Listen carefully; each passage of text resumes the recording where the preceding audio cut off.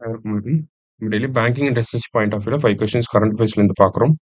இன்னைக்கு என்ன கொஸ்டின்ஸ் இருக்கு அப்படிங்கிறத பார்ப்போம். First one, NASA's mission to detect extraterrestrial life in Jupiter's moon Europa அப்படின்னு சொல்லி கேட்டிருக்காங்க. ஸோ ஏலியன் லைஃப் இருக்கா அப்படிங்கிறத டிடெக்ட் பண்றதுக்காக எங்க டிடெக்ட் பண்றாங்க அப்படின்னு பார்த்தோம்னா ஜூபிட்டரோட மூன் யூரோப்பால டிடெக்ட் பண்ண போறாங்க. யாருன்னா நாசா. ஓகேங்களா, நாசா வந்து இதை டிடெக்ட் பண்ண போறாங்க. இதை எங்க டிடெக்ட் பண்ண போறாங்கன்னா ஜூபிட்டர்ல. சரியா? ஸோ அந்த மிஷனை எப்போ அனுப்பியிருப்பாங்க அப்படின்னா 2024ல அனுப்பியிருப்பாங்க. அந்த மிஷன் பேர் என்ன அப்படின்னு சொல்லி கேட்டிருக்காங்க.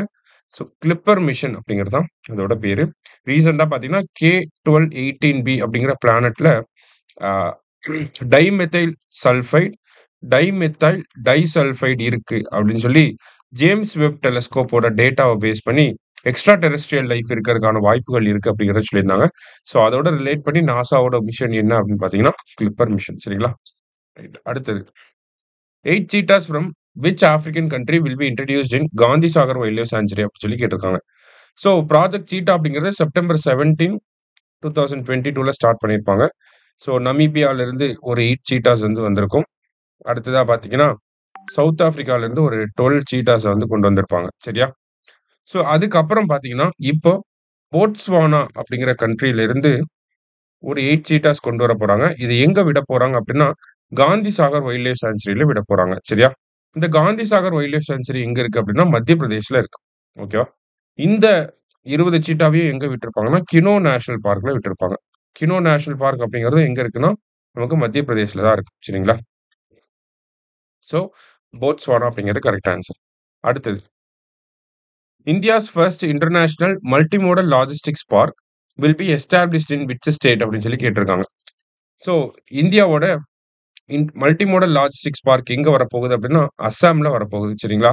அஸ்ஸாம்ல பிரம்மபுத்திரா நதி இருக்கு இல்லையா, பிரம்மபுத்திரா ரிவர் ஓட அந்த நதிக்கரையில வரப்போகுது. பிரம்மபுத்திரா ரிவரோட நதிக்கரையில வரப்போகுது.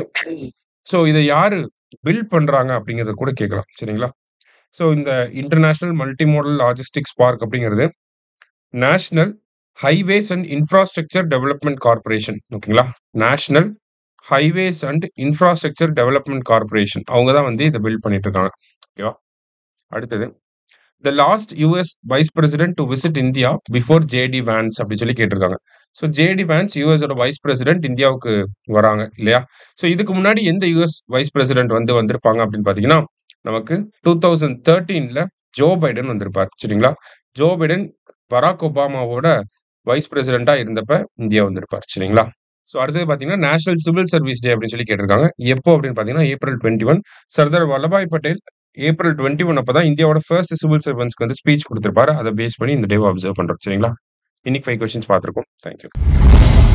சுரேஷ் IAS அகாடமி வெற்றியின் முகவரி.